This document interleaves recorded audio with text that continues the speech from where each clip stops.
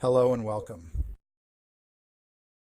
In this video lesson, we will explore another proactive role that your manager parts fill. We'll be learning about our fearful, anxious, worried, neurotic part. Some of us have found it helpful to label or name our parts. And I have a video that covers some of the nuances of engaging in IFS therapy, like why it helps to name the parts. So some of us in IFS call this part the Sentry.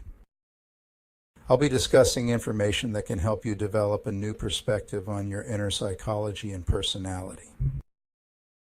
I'm James Fitzgerald. I'm a Vermont State licensed clinical mental health counselor. This video is part of my therapy program and treatment plan for clients I work with in private practice. It is for educational purposes and not meant to replace professional mental health care. You should consider working with a trained and qualified mental health care professional if you want to engage in parts work and healing the exiled parts of your subconscious.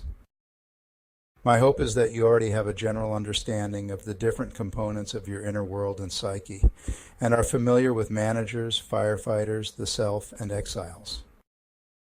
Before we start discussing the manager part, let's look at what we mean by manager. What are managers? Managers control our day-to-day functioning, working to keep us productive. Our internal managers live in fear of our exiles escaping. Exiles are the parts of our psyche holding fear, trauma, suffering, and pain from our past. Managers will control our thoughts, emotions, sensations, and decisions, and cause us to avoid any experiences, interactions, or situations that might activate an exile. When an exile is activated, they escape their confines and overwhelm our systems with powerful emotions and sensations. Different managers adopt different strategies and are forced into roles they do not enjoy but believe are necessary. The primary purpose of all managers is to keep the exiles exiled, both for the protection of the exiles themselves and for the protection of our system from them. Keeping the feared feelings and thoughts from spilling over the inner walls so that our system remains safe, stable, secure, and able to function in our lives. And prevent the activation of exiles by manipulating the people we depend on, keeping us in control or out of danger and away from unknown or unpredictable situations at all times. Now let's get back to discussing the Sentry. Our system's constantly vigilant manager, the Sentry, is always fearful, neurotic, anxious, and worried. If the name Sentry doesn't seem right, you could call it something else. Some people have just called it anxiety. It is the ever-vigilant guardian of our internal system. Its primary role is to anticipate potential threats and prevent us from experiencing harm, be it emotional, physical, or social. It operates from a place of fear and caution, constantly scanning the environment for any signs of danger. This part is proactive in the sense that it doesn't wait for threats to manifest. It tries to prevent them by keeping us on high alert. The Sentry works closely with a different type of protector, the firefighter parts. A firefighter might use a variety of coping skills, self-soothing behaviors, or numbing substances to put out the fire of a panic attack. A panic attack usually occurs after an exile is activated, most of the time subconsciously. The firefighter part believes it's safeguarding us from further emotional harm by suppressing the panic feelings rather than feeling them without judgment. The Sentry feels in constant jeopardy, is on continuous alert for danger, and flashes worst-case scenarios in front of us while contemplating risks versus benefits. Worried parts can become so extreme that they make day-to-day functioning very difficult and uncomfortable. The Sentry wants to forestall negative surprises. They want to be sure we don't get hurt and we don't fail. It wants to be sure we're not oblivious, naive, or innocent.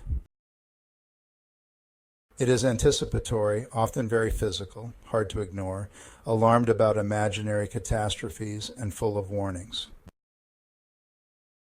Worrying can take up a great amount of our mental energy. The sentry can take over the seat of consciousness and prevent other parts from being present, even though these other parts are needed to judge what is a true danger. The sentry can also prevent ourselves and useful managers from making a plan that will help us cope with possible problems. Our self can allow sentry to activate other needed parts when necessary, but it doesn't exhaust the entire system and keep us awake at night. What does the sentry do? The sentry causes us a great amount of anxiety and worry, and floods our minds with what-if scenarios, leading to constant anxiety and worry about future events. The sentry promotes hesitation and avoidance. It encourages us to hesitate before taking action, often resulting in missed opportunities. It encourages us to shy away from new experiences. The sentry induces analysis paralysis and decision fatigue. By overanalyzing every possible outcome, the sentry can make even simple decisions feel overwhelming. The sentry fosters attachment pattern issues.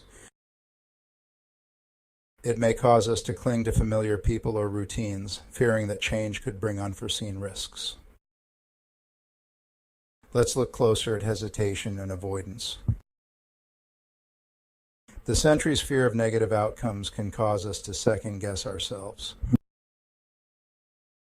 We might find ourselves delaying decisions or avoiding situations altogether to sidestep potential failure or rejection. This hesitation is the sentry's way of keeping us in a safe zone, even if it means limiting our growth.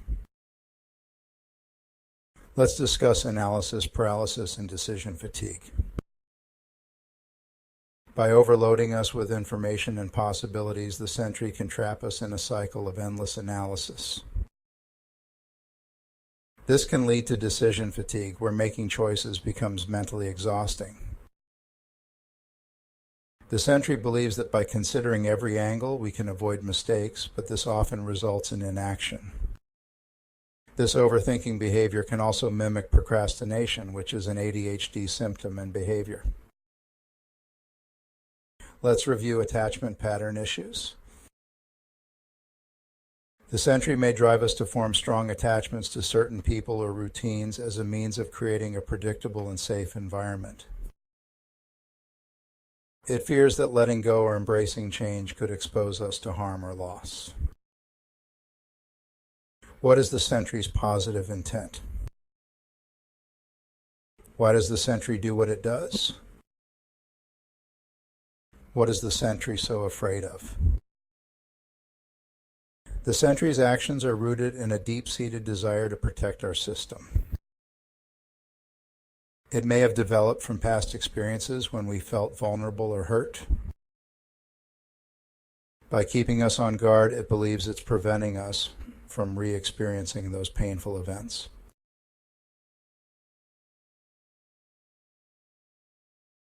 What is the sentry afraid of? The sentry is afraid of failure.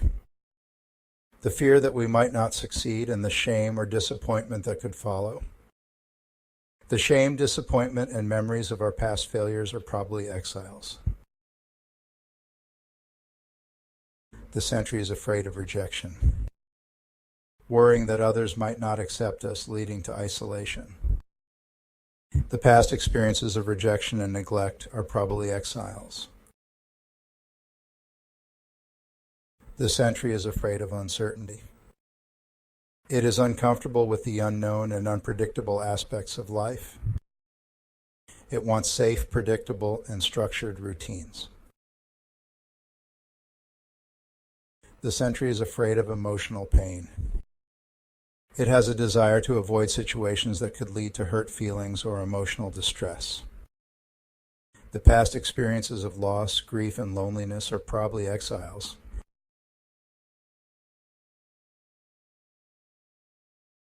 Here are some specific real-world examples of the Sentry's fears manifested in our daily life. Avoiding gatherings for fear of saying something embarrassing.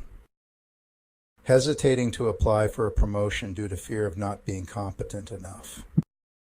Staying in an unfulfilling relationship because the idea of being alone feels more threatening. Breaking up with someone, maybe after an argument before they break up with us. And avoiding attending a funeral in order to avoid the feelings associated with the normal grieving process. That concludes this lesson on the manager part I like to call the Sentry. My hope is that you were able to absorb the information in this lesson with an open mind. It is extremely important to remember that these roles taken on by parts are not you, the self. The Sentry is your inner system's safety coordinator. And remember, all parts, including the Sentry, should be respected and appreciated for the job they do for us, their positive intentions. Keep an eye out for more videos to be uploaded. My hope for you is that you'll move on to watch the next video. I'll be discussing the manager parts that self-soothe to numb or seek out stimulation to get excitement.